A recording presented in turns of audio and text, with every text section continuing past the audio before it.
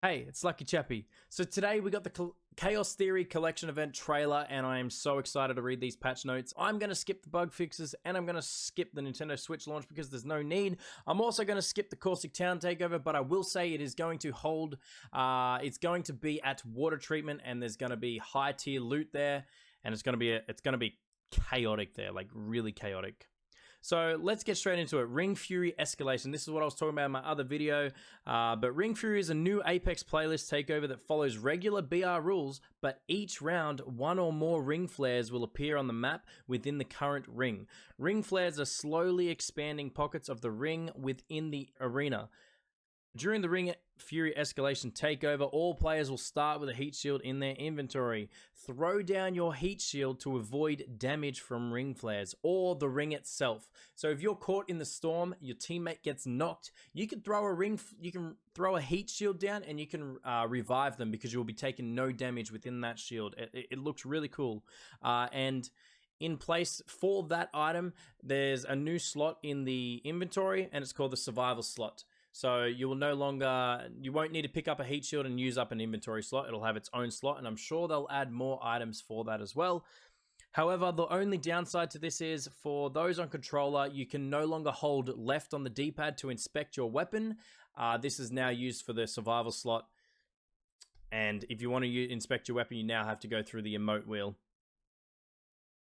So, no fill matchmaking. You can now search duos or trios in no fill. What this means is you can search to not have any teammates in the same game as you. So this is really good if you want to do daily or weekly challenges by yourself, you want to learn a new legend, or you want to complete a quest or a Easter egg that's occurring in the game. You can no fill it and you only get into a lobby by yourself. To balance this out, they've made it so only 6 people that have no fill selected can get into any game.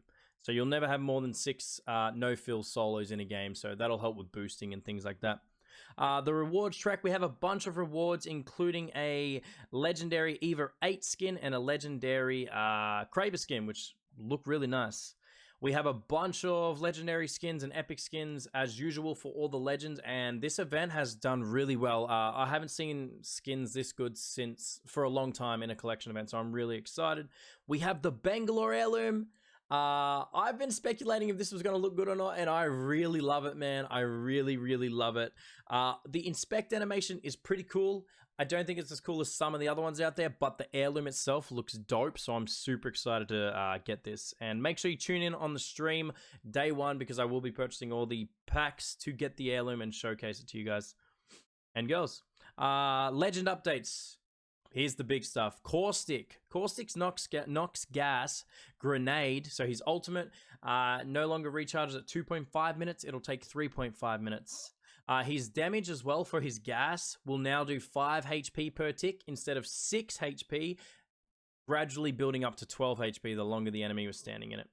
He's been really strong and they wanted to stop that. So 5 HP per tick now. It should be a lot easier to get out of his gas without dying. Pathfinder, they've removed low profile. He'll no longer take extra damage. Gibraltar, a big one. They removed his 15% faster heal item usage while in his dome. So you no longer get faster heals within his dome. That's a huge one. It's one of the main reasons a lot of people rock Gibraltar. Horizon, her black hole cooldown has gone from 2 minutes to 3 minutes. Horizon, I guess they wanted to nerf her again because she is the top pick rate. Revenant's Silence can now disable Mirage's cloaked revive and also respawn, as well as Octane's Swift Mend. So when you're Mirage and you're invisible, if you get silenced while you're reviving your teammate, you'll be invisible. So you'll become visible again. Watson has a big passive update, man. She is now gonna be able to shield regen. Half the rate Octane gets his health, Watson will now be able to get shield back. This is crazy. That's a crazy passive in my eyes. Rampart, they've fixed her cover. It won't get extra damage from nades anymore because originally they wanted it to do that because they thought her walls were going to be overpowered, but we all know it's Rampart, so they gave her a bit of a buff. Her shields take the same damage from a grenade. There's no bonus damage anymore. Weapons, a big one. Gold AR weapons and LMG default optics updated to 2x bruisers. All gold weapons will now have a 2x bruiser as opposed to the 1 to 2. The Mastiff got a serious nerf. I don't know if it's serious nerf, man. This could honestly this could be seen as a buff in a way. They've increased the fire rate and they've lowered the damage. And for me, they've only lowered the damage 2 points. So instead of hitting 13s, you're now going to hit 11s. However, you can shoot faster. So I'm kind of confused why. I feel like this is a secret buff. We'll see how it goes. I think it's going to be harder because people just aren't going to be hitting 124s. They're going to hit like maybe 115s now, but they're still going to be hitting over 100 and they're going to be able to shoot faster. So we'll see how that goes. The Wingman has 1 extra bullet per magazine, including the base Wingman. The Hemlock has an increased hipfire spread because the Hemlock is really powerful in that medium range. They wanted to nerf it in the close range so that it was you had to have a bit of a compromise if you wanted that medium power. So now your hipfire accuracy will be horrid. Hopefully it's not good hipfire because it is a very strong weapon. Quality of life changes. King's Canyon loot. They have updated the King's Canyon loot. It should now be a higher tier and there should be more of it. So this is a big thing that's needed to change for a long time. Locked weapon optic swapping. So for fully kitted weapons like gold weapons and care package weapons, you can now swap out the optic.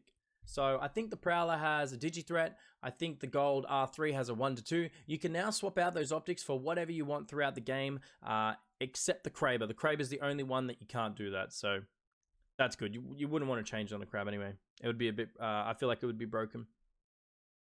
There has been assists have been added to the game as well now. So you'll now see your kills and your assists throughout the game. You don't get any XP for assists, but you can now see your assists. It might make people feel a bit more confident about the match that they've just had. And also assists and knocks have been added to your squad's banner at the end of the match. So you'll see your kills, you'll see your damage, you'll see your assists, and you'll see your knocks, which is really cool. I'm hoping they bring badges in for a certain amount of knocks or something, but I'm not sure if they would because boosters will be able to do that a lot easier. Crafting, items won't stick to the replicator anymore if you drop them on there. Badge progress, they've updated the badges. If you hover over them, it'll show you more information. So for example, it'll show you 45 wins out of 50 instead of just showing you you're above 15 and you're somewhere in between 15 and 50. You'll actually know exactly where you're at.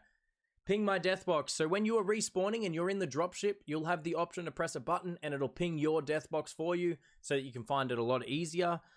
Gold backpack. When you're being revived now with someone with a gold backpack, the person that's being revived, whatever shield they have, their character will glow that shield color. So for example, I'm down on the ground, Saka's got a gold bag, he starts reviving me, my character will start hovering purple shield colors around my body.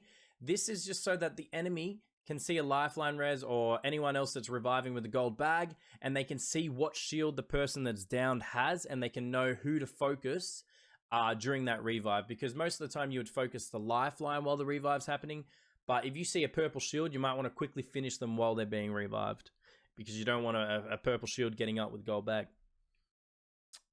That's it, guys. That is the entire Chaos Theory collection event. I hope I kept it as quick as possible. It is a huge update. I will have the patch notes linked in the description. Please hit that like, please hit that comment. I try to do this as fast as I could.